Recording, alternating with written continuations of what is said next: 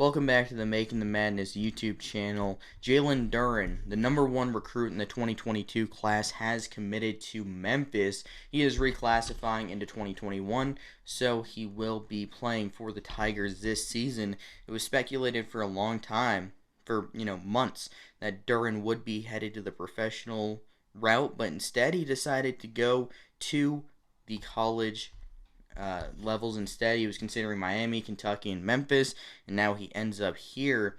If I was doing a ranking, of top 10 guys in the 2021 class, including Emoni Bates, who's also reclassifying, I'd go Chet Holmgren, Paolo Banchero. I'd go Bates at 3, Patrick Baldwin Jr. at 4, Jaden Hardy at 5, Caleb Houston 6, Jabari Smith 7, Peyton Watson 8, Kennedy Chandler 9, and Jalen Duren 10. I do have some questions about Duren overall. He's 6'10". He's strong, but I don't know if he's going to be as strong at the college level compared to high school. He's just a lot bigger guys, and especially at the NBA level. I mean, everybody's super strong at the NBA level. He's a good athlete, not, a transcendent athlete like Evan Mobley, though. He's not much of a shooter. There could be some of that coming in his game at some point, and he's not the most switchable defender of all time. He can defend in space, but he's not going to defend every position on the floor. That's just not who Jalen Duren is. I think he's a very solid player. I think he's a 10-5, a 10-6 guy at the college level, which is a good player. I mean, that could net him all American or all AAC honors. It's possible, but I think Memphis is going to be a very good team. I'm just questioning how this roster is going to be constructed, and the way their coach is going to be a big thing on how they actually turn out being. I saw a few people like Rob Doster touch on this, and I definitely agree with him. The point guard play is going to be the biggest thing for this Memphis team. I think Alex Lomax is a very good player. He's one of the best on-ball defenders in college basketball, and he was the only guard on that Memphis team last year that had any kind of consistency, because Boogie Ellis and Damian Baugh, they were more looking to score. Alex Lomax is looking to set the table. He's looking to defend. He fits what Penny Hardaway wants to do very well, but he's just not much of a scorer. If you leave him open, he could score. He could drive to the basket a little bit, but only average 6 points per game.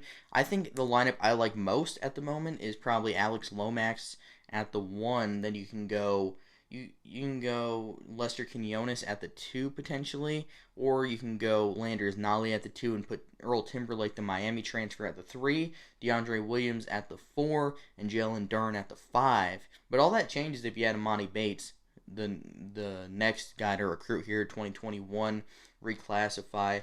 I think that he could choose Memphis. He's considering a number of options. Memphis is definitely one of them.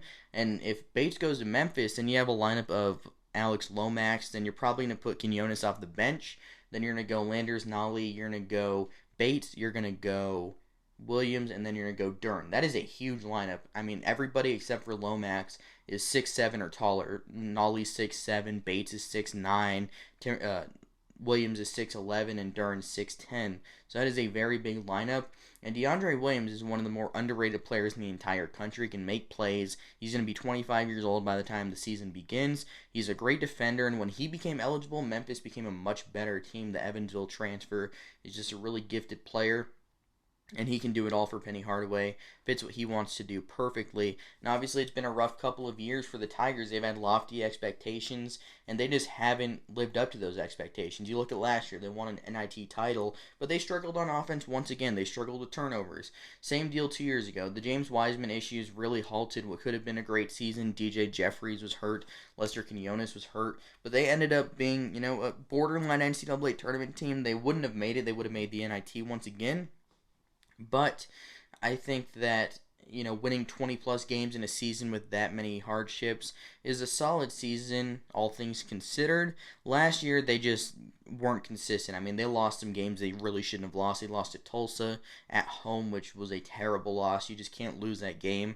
And then early in the season, they looked great against St. Mary's the first game of the year, and then they lose to VCU. And they lost to Western Kentucky in the Bad Boy Mowers Crossover Classic. which was the multi-team event early in the year. You just can't lose those games like that. I mean, they were a better team than both Western Kentucky and VCU, in my opinion, even though VCU ended up being very good. Western Kentucky wasn't all that good, and they just weren't able to beat them. They have to win games that they're supposed to win and sprinkle in some wins like against Houston potentially. I think they're a better team than Houston, but this season. But last year they took Houston to the wire twice and just lost both times. You'd think about the Trayvon Mark half-court shot the first time they met. If he doesn't make that shot, Memphis is probably in the NCAA tournament. So there's a lot of things that could have turned Memphis's way that didn't. But overall, you have to win some of those games that they just lost, and they have to score more consistently. They found something late in the season, and Landers Nolley really took it to another level. But they really just have to be way more consistent on the offensive end. I think adding a guy like Emoni Bates would certainly help that because he's always looking to score, and he's going to have games where he goes like 5 for 16 from the floor, and it's not going to look great. But he's going to have games where he goes 10 for 14 and he scores 30 points. He's the kind of difference maker scoring-wise that Memphis hasn't had in a number of years. They've had a lot of good big men prospects. They've had a lot of good prospects, period. But Emoni Bates is a really good talent, and a lot of people have really turned away from Bates, but I think he's still a great player, and I think wherever he lands at the collegiate level, he'll be very good. But this team right now, when they don't currently have Bates, I still like the roster quite a bit. They're probably 11th or 12th in the preseason. For me, it's going to be another team that's really good on the defensive end, and some guys off the bench I haven't even mentioned, like you have Earl Timberlake from Miami. I mentioned him briefly earlier, but he can defend every position on the floor. He can play multiple positions. He's a freak athlete. Scoring-wise, we'll see what comes there. He was a borderline 5-star recruit that dealt with injuries all season at Miami. Then you have Joshua Minot coming in. He's a 4-star recruit this year. You have the Lawson brothers, Chandler Lawson, who transferred in from Oregon, and Jonathan Lawson, who's a 4-star recruit.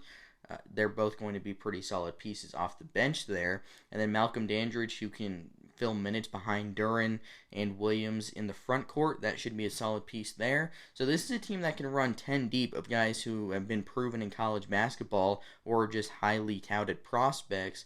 Overall, that's, you'll take that all the time. They're going to be an elite defensive team, but it comes down to what the offense is going to be at the end of the day. I rank them ahead of Houston, but obviously Kelvin Sampson built a great culture at Houston where they're always going to be competitive, even with all the losses they've endured this offseason, losing Quentin Grimes, Dejan Jarreau, Justin Gorham, Bryson Gresham. They've lost a lot of guys, but Houston's still going to be a really good team.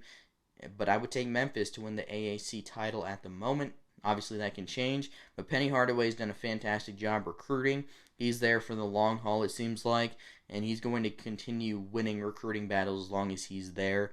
Definitely, thanks for checking out the video. Like and subscribe if you enjoyed. Check out the Making the Madness podcast if you haven't on Apple Podcasts, Spotify. Leave a 5-star review on Apple if you check it out and you enjoy it. So definitely do all that and have a good one.